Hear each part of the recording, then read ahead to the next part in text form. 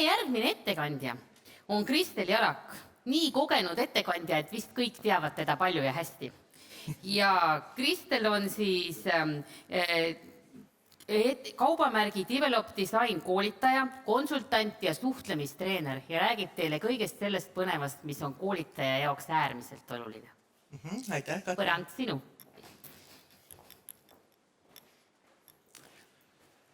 Mina seisan ristteel. Ühes suunas läheb see rada, mida ma olen käinud kui personalijuht, kui koolituste tellija, koolituste korraldaja. Teiselt poolt läheb see rada, kus ma olen olnud ise koolitaja ja konsultant. Ja sealt suunast on see, kuidas ma koolitan uusi koolitajaid ja sealt suunast on see, kuidas ma hindan täiskasvanute koolitaja kutseeksamitel neid tulevasi koolitajaid, kolleege. Ja loomulikult ma olen ka ise koolitatav olnud.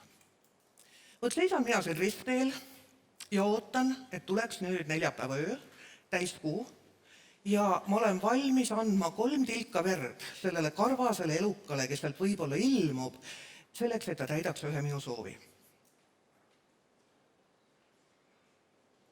Ole aus oma eesmärgi suhtes. Miks pärast me tegelikult üldse koolitame? Ja ma ei ütle, et üks eesmärk on parem või halvem kui teine. Ma lihtsalt palun, et te mõtleksite natukene selle peale, kas me valetame iseendale või me oleme iseendaga ausad. Kui meie eesmärk on koolitada, õpetada kedagi, siis me läheme ühte teed. Kui meie eesmärk on toetada inimese õppimist, teadmiste ja oskuste omandamist, seda, et ta tõepoolest ära õpiks, siis oleks ääretult mõistlik teada, mismoodi see õppimine üldse käib. Ja viimase 20 aastaga on neuroteadlased tulnud lagedale ääretult huvitavate uute leidudega selle kohta, kuidas toimub õppimine. Lõplikku vastust neil olemas ei ole, küll aga on olemas juba üksikud punktid, mida me koolitajatena, arendajatena saame arvestada. Peaksime arvestama, kui me tegelikult tõesti tahame õppimist toetada, mitte lihtsalt olla siin ees ja koolitada.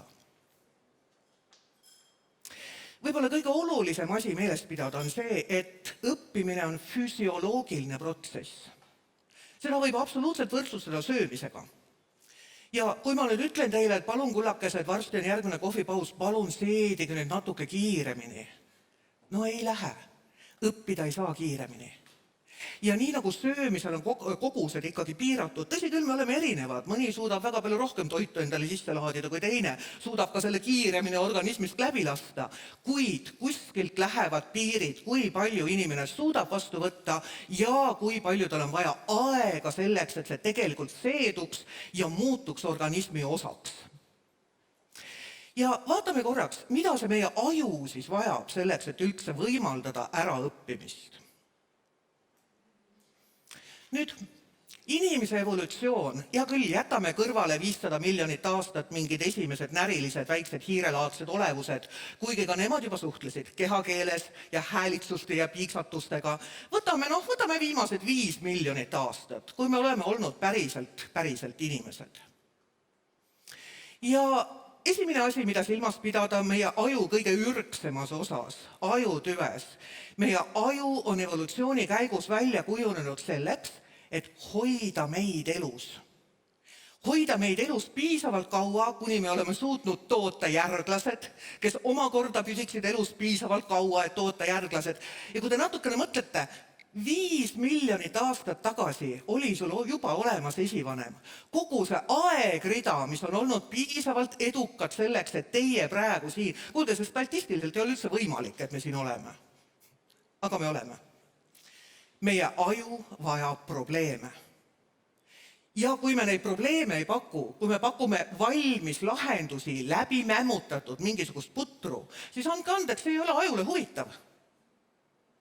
Ja mitte ainult see, et ta tahab probleemidele ise lahendusi otsida, ta tahab ka ise probleeme leiutada. Ja kui ma vaatan tänapäeva arenenud maailma, siis need probleemid, millega lääne ühiskonna ajud kokku puutuvad, on ikka tõesti imelised. Näiteks Hollandis käis mõned aastad tagasi sotsiaalmeedias väga äge debatt selle üle, et kui ma lähen poest müslit ostma, siis need fraktsioonid seal pakis on ebaühtlaselt jaotatud. Need raskemad asjad langevad põhja ja kergemad on ülevalpool ja kas siis tõepoolest ei ole võimalik müslit toota ja pakendada ometi niimoodi, et ma saaksin kõik korraga kätte. No või siis pingviinide ebainimlik transport või mida iganes me suudame välja mõtelda selleks, et meil oleks probleemid, millega me saaksime tegeleda. Nii et esimene asi, pakkuge probleeme, mitte lahendusi. Nüüd jällegi, väike aju. Liikumine on olnud meie evolutsioonis ääretult oluline osa. Ja meie esivanemad Aafrika savannides liikusid 40 kilomeetrit päevas, võib-olla tänapäeval ka, mõni suudab selle järgi teha, see on tubli, et me loeme samme. Kuid kui me mõtleme oma tüüpilise koolitusolukorra peale, siis istume kõik see aeg. Liikumine suurendab verevarustust ajus, parandab ajutööd ja suurendab uute neuronite tootmist. Ma õpetan teile praegu ühe väga kasuliku ja ääretult jabura tegevuse, mida te saate kasutada sel juhul, kui te näiteks olete mingisugusel auto road tripil. Sõidate autoga mööda Euroopat, vahemaad on küllaltki pikad, ikka 3-4 tundi istute autos, enne kui tuleb järgmine peatus, olete kõik juba istmenägu. Selleks, et seda demonstreerida, palun valmistuge. Pange ära kõik, mis teil käes on, et oleksite võimelised väga kiiresti püsti hüppama. Vaadake, et ei komistaks oma kottide või mingite muude asjade otsa. Ja nüüd autoga sõites näeb see asi välja nii. Te olete jõudnud linna, suur linna, väike linna, vahet pole. Te olete juba väga kaua istunud. Te jõuate ristmikule ja just nüüd teie ees valgusfoor läheb punaseks. Nii pea, kui see punane tuli süttib, hüüab see inimene, kes on rooli taga. Nüüd kõik hüppavad püsti sellest seisvast autost, teevad ruttu joostes kiiru peale tervele autole, istuvad oma kohale tagasi. Mina olen praegu autojuht, teie istute igaüks oma autodes, olete reisijad ja minu käskluse peale te tõusete, teete kiiru peale oma lauale ja istute võimalikult ruttu oma kohale tagasi. Ja valmistuda. Ja nüüd!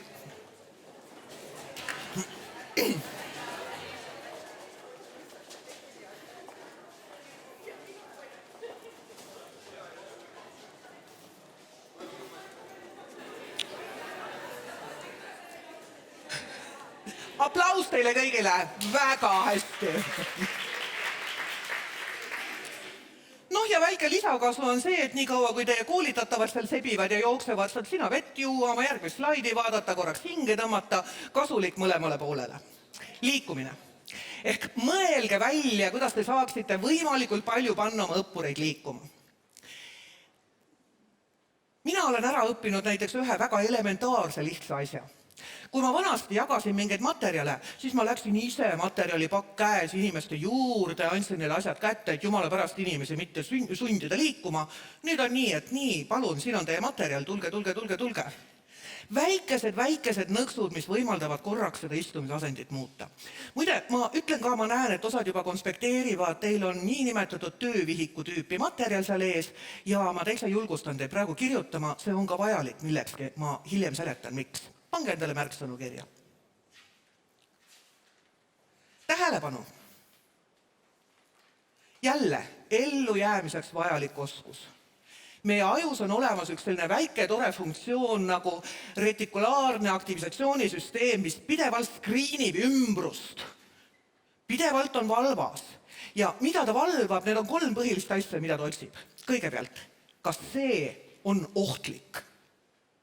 Kas ma peaksin põgenema, peitu pugema või on see oht juba nii lähedal, et mul ei ole muud võimalus kui rünnata? Kas see on ohtlik? Kui selgub, et ei ole ohtlik, siis tekib järgmine küsimus. Kas sellega saaks paarituda? Ja kui see ka ei ole parasjagu päevakorras, siis tekib järgmine küsimus, kas see kõlbab süüa? Ja sealt läheb ring tagasi. Äkki sööb tema mind? Ja kui meie ümbruskonnas ei ole mitte midagi sellist, mis oleks ohtlik, seksuaalselt ahvatlev või toitu pakkuv, siis see meie aktivisatsioonisüsteem lihtsalt paneb niimoodi käe pea alla ja natukene tukub. Ehk kui ümbruskond on väga turvaline, väga ühesugune, väga monotoonne, siis uuringute andmetel suudab see inimene keskenduda sellele, mis parasjagu toimub, täie tähelepanuga. Teil läheb hästi, kui see on 12 minutit. Noh, 8 minutiga võite enam-vähem arvestada. Ja nüüd palun, olge nüüd korraks jälle hästi ausad. Need varasemad ettekanded, 25 minutit pikad, vahepeal oli aktiviseerivaid tegevusi ja siiski. Kes suutsid täie tähelepanuga jälgida nii, et mitte korrakski ei läinud mõte mingitele muudele asjadele nende ettekannete ajal? Olge hea, andke käega märku. Ja ma oleks pidanud vastupidi küsima, sest oleks pidanud kõik käed tõstma, et jälle natuke liikumist võimaldada. Noh, tagantjärgi tarkus. Koolituse seisukohast on 4 asja, mis haaravad tähelepanu. Ja esimene asi on emotsioon. Kas see, millest räägitakse, tekitab minus mingi emotsiooni? Ja jällegi, arvestades meie aju arengut, probleemide lahendamine, elus hoidmine, negatiivsed emotsioonid, halvad uudised on meil ellujäämise olukorras tegelikult olulisemad. See on see, mida me otsime ajakirjandusest. Tore on teada, et kuskil seal kõrval orus said puuviljad küpseks, aga väga palju tähtsam on teada, et teiselt poolt läheneb mingi teine suguharu, kes on valmis meid maha lööma. Ma hetkekski ei ütle praegu siin, et palun koolitusel orienteeruge negatiivsetele emotsioonidele ja piinaka neid võimalikult palju. Leidke positiivselt, kuid emotsioon on oluline. Järgmine asi on uudsus. Kõik see, mis on teistmoodi ja see ei pea olema midagi totaalselt teistmoodi. Piisab lihtsalt sellest, kui tõepoolest slaidide asemel lihtsalt on töövihik. Ja juba ongi teistmoodi. Peab kirjutama. Väga lihtne. Ei mingit suurt pingutust. Ja see haarab jälle vähemalt korraks tähelepanu. Siis on kontrast. Asjad, mis erinevad. Kui me kogu aeg oleme istunud, tõuseme püsti, läheme kuhugi nurka, teistmoodi asi. Kui koolitaja on kogu aeg olnud siin nii-öelda grupi ees, ta läheb sinna tagasi, ma ei saa praegu demonstreerida, sest mul ei lubatud siit postide vahelt välja tulla, ma niikuinii natukene proovin seda piiri kõik see aeg. Aga läheb koolitaja teise nurka ja juba on teistmoodi. Ja? Kuidas me saaksime seda oma koolitustele ära kasutada? Ja 4. asi. Täiskasvanu ei õpi mitte midagi, kui ta ei suuda tekitada seoseid, mingisuguse varasema kogemuse, varasema oskuse, varasema tarkuse ja nüüd selle uue vahel, mida me talle pakume. Lapsele saad sa küll nagu tühja anumasse tarkust ja teadmist sisse anda, see on jällegi evolutsiooniliselt kujunenud nii, sest laps, kes ei usu jäägitult täiskasvanut, ei võta seda omaks, no see süüakse ära või kukub kaljult alla või midagi temaga juhtub. Täiskasvanu, me oleme teistsugused, me teame paremini. Ja selleks, et uut asja võtta, meil peab olema vundament ja koolituse ajal võib-olla esimene asi on see, et sa puhastad selle vundamendi. Kas siis umbrohust või kaevad ta välja mingi mullakihi alt või vähemalt lükkad tolmu pealt ära selleks, et hakata ehitama. Ja nüüd on jälle, vundamendist sõltub ka see, kui palju sa saad ehitada. Kui sa oled endal puukuuri vundamendi valanud, siis ära arva, et pilvelõhkuja, mille sa sinna peale ehitad, nüüd ikkagi püsima jääb. No ei jää. Mälu. Kui nad jätaksid meelde kõik selle, mida me oleme koolitusel käsitlenud ja õppinud, täiesti imeline oleks. Nüüd te jõuate oma töövihikus sellisesse kohta, kus on lihtsalt 6 tühja ruutu. Need on teile konspekteerimiseks.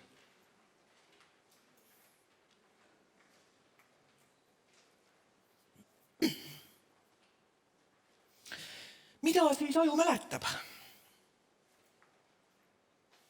Kõik see, mis tuleb esimesena. See, mis esimesena öeldakse, suure tõenäosusega jääb ka mällu, jääb ka meelde. No mida me koolitajatena seal päris alguses teeme, mina ikka räägin pikalt endast, kus ma tulen ja kes ma olen. Noh ja siis millalgi võib-olla jõuame ka selle teema juurde. Ja see on see õppimise koht ja mõtlemise koht veel jätkuvalt mulle endale, et mis oleks siis esimene asi, millega ma tõesti tahan lagedale tulla, millal kogu see auditoorium on veel ärkvel ja veel kuulab mind. Nii et kõik see, mis tuleb esimesena, jääb suurema tõenäosusega meelde. Mitte keegi ei saa garanteerida 100%, aga ütleme suurema tõenäosusega. Ja siis viimane asi. Ja kui see loeng on nüüd 1,5 tundi kestnud ja lektor saali ees ütleb, ja nüüd lõpetuseks, võttes kokku kõik eelnevalt öeldud, siis ärkab auditoorium üles ja tõenäoliselt ka kuulevad ja märkavad seda, mis seal päris lõpus tuleb. Nii et jah. Ja vahepeal on selline võõrkiiges lebamine. ei, tähelepanu muidugi tegeleb millegagi, vaatab, kas saab süüa, kas saab seksida, kas saab, tuleb põgeneda, jah, just. Aga kõik see, mis siin ees toimub, ei pruugi üldse mitte tähelepanu haarata ja seetõttu ka mitte meelde jääda. Nii et olge valivad, mida te teete päris alguses ja mida te teete päris lõpus. Seosed. Ja sellest oli juba juttu. Meie aju vajab seoseid ja mitte teie koolitajatena ei ütle. Vaadake nüüd, kallis auditoorium, see seos, mida te peate arvestama, on selline. Ei, see tuleb ikka igal inimesel endal üles leida. Ja mis ta teha saada ainult, on tõesti pakkuda meetodeid ja keskkonda, kus nad saavad neid seoseid leida. Ja kui me räägime, ja me arvame, meil kõigil tuleb ette seda vähe motiveeritud õppijat või õigemini seda saadetut, kes on saadetud koolitusele, tema juht on ütelnud, et mine ja arene ja enne tagasi ei tule, kui oled ära arenenud. Ja seal ta istub ja kannatab ja halvimal juhul on tal meeletu töökoormus, mis tahab tegemist ja nüüd on terve päev ära võetud ja parimal juhul, ega tal tööl ka midagi teha ei oleks olnud, siin saab vähemalt süüa ja kärbsid ei hammusta ja tagareas saab oma nutitelefoni veeretada. Aga igal juhul on see ju meeletult raisatud aeg, nii koolitaja aeg, kui nende õpilaste aeg, kui raha, kui energia. Me kulutame selle peale, et me ei võta alguses natukene aega, et tegeleda selle vundamendi puhastamisega. See on nüüd põhjus, mis ma palusin teil kirjutada ja konspekteerida. Ja see on valgustatus, milleni mina jõudsin eelmise aasta lõpus, kui ma läbisin Londonis koolituse Training from the back of the room, ehk siis koolitamine tagareast. On selline võrratu inimene nagu Sharaf Bowman, kes on juba 70-aastane ja ta on teinud väga ära tänuväärse tööd tõlkides nüüd neuroteaduse saavutusi koolitajate keelde. Ja seal sain ma teada, et vähemalt 15 aastat olen ma raskendanud õppimist läbi selle, ma arvasin, et ma teen head, et mul on alati valmis konspektid, ma ütlen oma koolitatavale, et ei, te ei pea üldse kirjutama, et kuulake, jälgige, rääkige oma vahel, võtke aruteludest osa, kõik see, mis ma räägin, tuleb teile ka konspektis, järelmaterjali saadan ja nüüd tuleb välja, et meelde jääb see, mida kirjutatakse. Ja nüüd ja viimastel kuudel ikka minu õpilased kõik ikka kirjutavad. Ja palju kirjutavad, mis võimaldab mul paberit säästa loomulikult, et ma ei pea nii palju konspekti nagu valmis trükkima eelnevalt. Ja veel üks, ma ei tea, kas hea või õnnetu uudis, aga kirjutamine ei ole see sama, mis klaviatuuril tippimine aju jaoks. Kirjutamine nõuab palju suuremat kontsentreerimist, tähelepanu, peenmotoorika, mis on otseselt seotud meie ajutööga ja käsitsi kirjutamine on asi, mida ma tunnen, et mõnikord hakkavad meie kaasaegsed põlvkonnad juba peaaegu ära unustama. Pange nad kirjutama. Eriti tore, kui nad saaksid seda värviliselt teha. Mingi ootamatu emotsioon, mingi üllatus. Üks minu kavastreener nimetab seda magaja ehmatamiseks. Et kui sa tõepoolest tuled millegi sellisega, mis võtab õhku ahmima, igal juhul tekitab tugeva tunde, tugeva elavuse ja oma kogemusest.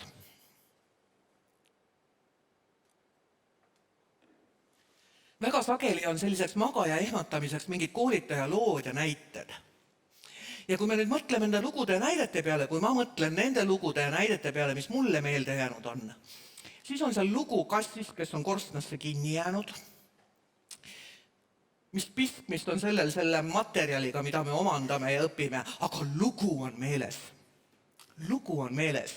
Et järgmine tarkus on jälle see, et kui te tulete mingi emotsionaalse looga, siis see võiks olla kuidagi mingil moel ikkagi seotud ka sellega, mis siin koolitusruumis toimub. Ja lõpuks. Meeldejätmine eeldab kordamist ja erinevatel moodidel.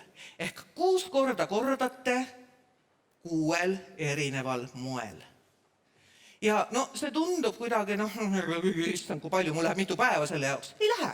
Kõigepealt sa räägid ja siis sa näitad slaide teine kord. Nemad juba konspekteerivad 3. kord, siis nad räägivad omavahel lauas 4. kord, siis nad võib-olla täidavad mingisuguse väikese kirjaliku ülesande 5. kord, siis nad diskuteerivad, sul on 15 minutiga see kõik tehtud ja olge kindel, et see asi jääb palju suurema tõenäosusega meelde. Tagasi aju juurde. 2 asja, mis ma olen kokku pannud ja millest napib meie tänapäeva tööorganisatsioonides. Inimesed on sageli väsinud, uniseta, poole ööni mänginud arvutimänge ja kui ma siis üritan mingit koolitust teha sel ajal, kui ta ei ole just kõige kirkam kriit, jällegi me raiskame. Paraku häda on selles, et nad on unised erinevatel aegadel ja ma tõesti ei tea, kuidas annaks gruppe komplekteerida nende, ma ei tea, virgel oleku järgi. Ja stress, positiivne stress, eustress, see, mis sunnib meid kokku võtma, see on okei. Aga ma tean ka organisatsioone, kus sisekoolitustega kaasneb eksam, mida tehakse üsna jõhkralt ja ebainimlikult. Kui sa seda ei läbi, siis sa saad häbistatud ja alandatud. Ja istuvad need õnnetukesed seal koos ja nad teavad, et varsti tuleb see õudne koht, kus hakatakse neid teadmisi üle kontrollima ja paraku nad ei õpi. Ehk loomulikult te kontrollite, te hindate ja see on pigem õppeprotsessi osa, aga mitte see, et istu 2 ja tule homme tagasi. Mõelge selle peale, et ei tekitaks veel täiendavat stressi meie niigi keerulises keskkonnas. Ja siis uurimine ja avastamine. Inimene on üks meeletult uudishimulik loom. Peaaegu nagu rott, peaaegu nagu harakas või kaaren. Me tahame uurida, me tahame teada, miks asjad on sellised, nagu nad on. Ja jällegi siin läheb see ring kokku probleemidega. Võimaldage neil siis uurimist, võimaldage ise avastamist. Ausõna tänapäeval enamik inimesi oskab lugeda. Ikka internetis surfata ka oskavad. Las nad uurivad ise, sina koolitajana ei pea neile kõike ette nämmutama. Las nad avastavad enda jaoks seda, mis on oluline. 2 minutit. Pane oma lauakaaslastega kuidagi paari kaupa või 3 kaupa, kuidas teil parasjagu mahub, pead kokku ja 2 minuti jooksul, nii et igaüks saaks öelda paar sõna, mis sa seni oled teada saanud. Mis sa seni oled midagi uut teada saanud. Olge head. Teie aeg läheb. Paari kaupa.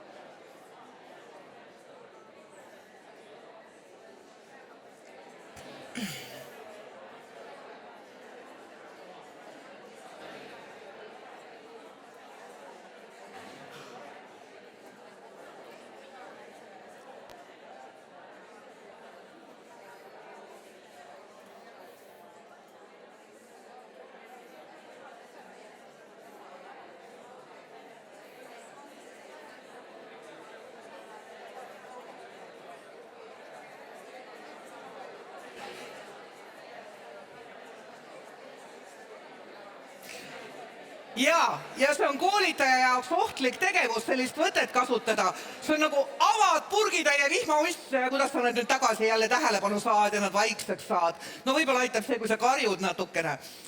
Need olid väga lühikesed 2 minutit, aga ma vaatan siin ka oma aega. Just. Ja järgmine kokkuvõte, mis ma tahan teile teha nüüd koolitaja jaoks selle ajuvajaduste pealt, on mõelda natukene nende meetodite, gruppide või tüüpide peale, mida me kasutame. Millega me siis oleme harjunud? Loomulikult istumine, sellest on juba juttu olnud, mida pikem seda parem. Ja siis me ju kuulame ja meil on sellised tüübid nagu lektorid, kes räägivad, loevad ette. Siis me loeme kirjutatud tekste, kas ekraani pealt või paberi pealt ja loeme. Ja meil on üsna pikad need niinimetatud koolitussessioonid ja üldiselt on see üsna lame ja ühesugune ja palju muutust ei ole.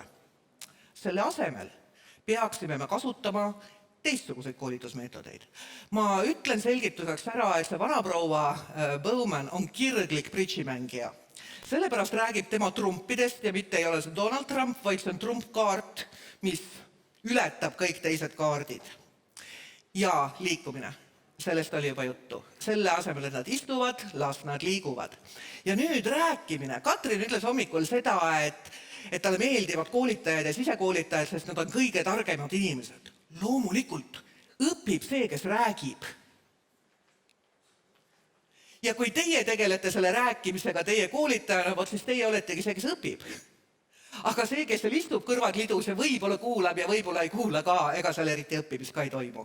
Nii et pange nad rääkima, laske neil rääkida, sul endal kergem. Igasugune visuaal, pilt, graafik on meie ajule väga palju sõbralikum kui kirjutatud tekst, kus ta loeb neid üksikuid sümboleid välja, enne kui ta suudab mõtte kokku panna. Ja seesama kirjutamine, sellest oli juba juttu. Pange nad kirjutama, andke neile kirjutamisülesandeid. Lühike tähelepanu, jah? Koolituse teooria osa 10 minutit, siis tuleb midagi muud. Sumisemine, ümber laua jooksmine, millegi asja kirja panemine, järgmine 10 minutit. Ja ka erinevusest oli juba juttu. Mõelge, kuidas te saate oma koolitusprogrammidesse selliseid asju sisse panna. Ja nüüd, see on valem, millest ma olen mõned korrad juba varem rääkinud ja teie jaoks on teie töövihikus olemas seal kontrollleht, mida te saate hiljem täita, mõeldes oma koolitusprogrammidele, ükskõik kas te olete siis tellija, korraldaja, organiseerija või koolitaja ise. Ja vaadake, kas teie programmid vastavad 4C valemile. Ja mis see 4C valem siis on? Iga kord, kui sa tuled sisse mingi uue teemaga, sa alustad sellest, et sa puhastad nende jaoks, aitad neil puhastada seda vundamenti. Ja? Las nad tekitavad neid seoseid. Mingi lühike arutelu, lugemine, mõte, mäng, nad saavad rääkida, nad saavad meelde tuletada, mida nad juba teavad või millised suhted neil on selle varasema teadmisega. Nüüd tuleb see järgmine osa, C2, see on uus teooria. Tundub, et seda me oskame kõik väga hästi. Ja siin ma kutsun üles tõesti tegema need teooriatükid lühikesed, ampsude kaupa, vaheldades millegagi. Ja kuulge jällegi, teooriat ma ei pea ette lugema. Ma võin anda neile tekstid, nad loevad ise, õpetavad üksteist, saavad rääkida, süvenevad, uurivad, avastavad. Leidke meetodeid, kus saab teooriat teha nii, et teie ei pea seda andma. C3. Selleks, et midagi meelde jääks, tuleb sellega ruttu midagi teha, seda mudida, seda proovida, rakendada, katsetada. Ma olen hästi uhke ühe tsitaadi üle, mis ma ise välja mõtlesin. Autor on Kristel Jalak aastast, natuke aega tagasi. Ja see kõlab nii. Meelde tuletamist tuleb alustada enne, kui sa asja ära unustad. Lihtne ja geniaalne. Ehk nii kaua, kuni nad veel mäletavad seda, mida nad õppisid, pead sa võimaldama meetodeid, mis seda õpitud siis kuidagi rakendavad, kasutavad, midagi teevad. Ja see ei tähenda seda, et nad peavad nüüd kohe põllule minema või kliendid üles otsima ja hakkama oma müügioskusi proovima. See võib olla ka see, et nad üksteisega midagi teevad, lahendavad mingit ülesannet, mingit case'i. No see põld on meeletu. Kohe vahetult peale seda teooriampsu midagi tegema. Ja 4. asi. Tundub, et sellega saavad meie koolitajad ka päris hästi hakkama, see kokkuvõtte. Ja siin peitub nüüd jälle üks ämber. Mida väga sageli seal lõpus tehakse, on see, et palun pange kirja, mida te nüüd õppisite. Ja see annab ajule signaali, et õppimine on nüüd lõppenud. Nüüd võib õppimise ära lõpetada, ära koju minna, see on kõik. Ja tegelikult on see signaal, mida me tahame anda ju see, et jätka, mine proovi, mine kasuta, mine rakenda, pane see praktikasse, õpi ise juurde, uuri täiendavalt. Et ma ei ütle, et need kokkuvõtted valed on, kuid peamine fookus peaks olema sellele, et mis nüüd edasi saab. Mis ma nüüd peale hakkan sellega, mis on õpetatud. See küsimustik ja see programm on vabavara. Proua Põumann väga hea meelega jagab oma teadmisi ja oskusi, ehk kasutage seda. Kasutage seda, kõikide meie koolitused lähevad paremaks. Ja viimane asi, mis ma tahan teile veel öelda, enne kui ma lasen teil veel natukene kirjutada, on see, et meil oli juttu ennast juhtivast õppijast. Meie soov on, et meie õppijad oleksid ennast juhtivad. No kuulge kullakesed, kuidas nad saavad olla ennast juhtivad, kui seal juhi istmel laiutab koolitaja ja vahetab käike ja juhib seda bussi ja organiseerib kogu seda treppi. Nad ei saa olla ennast juhtivad, kui me ei lase neil ennast juhtida. Ja loomulikult on see esialgu väljakutse, sest inimene, kes on harjunud lasteaias saadik, istuma ja tegema seda, mida õpetaja seal ees ütleb, see läheb aega, enne kui nad harjuvad ja tõesti võtavad selle julguse ja julgevad ennast juhtima hakata. Jah, aga see tuleb, kui te annate võimaluse. Nii et minu üleskutse teile on see, et kallid koolitajad, istuge seal tagareas. Mitte teie ei ole tähtis, nemad on olulised. Ja toetage neid sealt tagant, pakkuge neile seda raamistikku ja meetodid ja jumala pärast, laske inimestel õppida.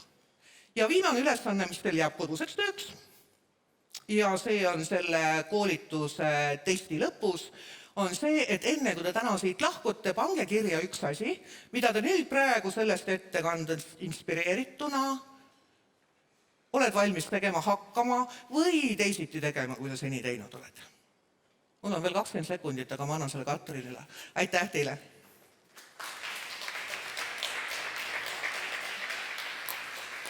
Aitäh, Kristel! Vedas mul, sain oma 20 sekundit.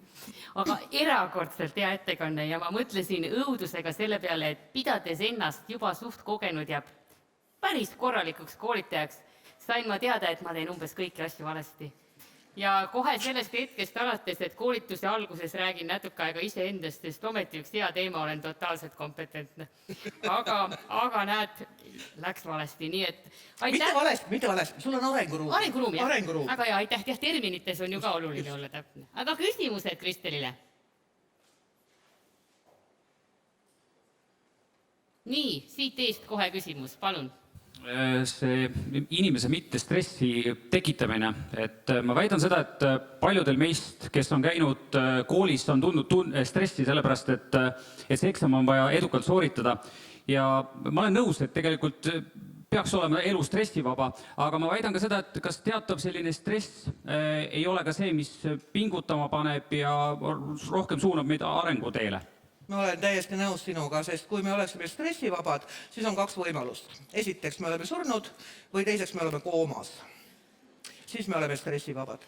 Stress on organismi kaitsereaktsioon. Täpselt nii nagu meie aju on see arenenud evolutsiooni käigus ja ka selle reaktsiooni eesmärk on meid elus hoida.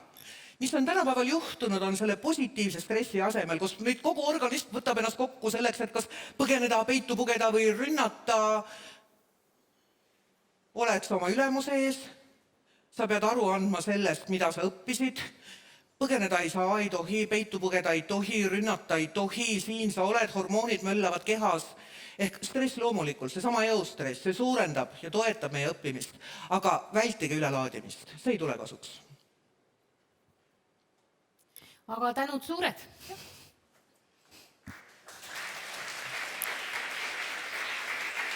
Aitäh sulle! Aitäh sulle!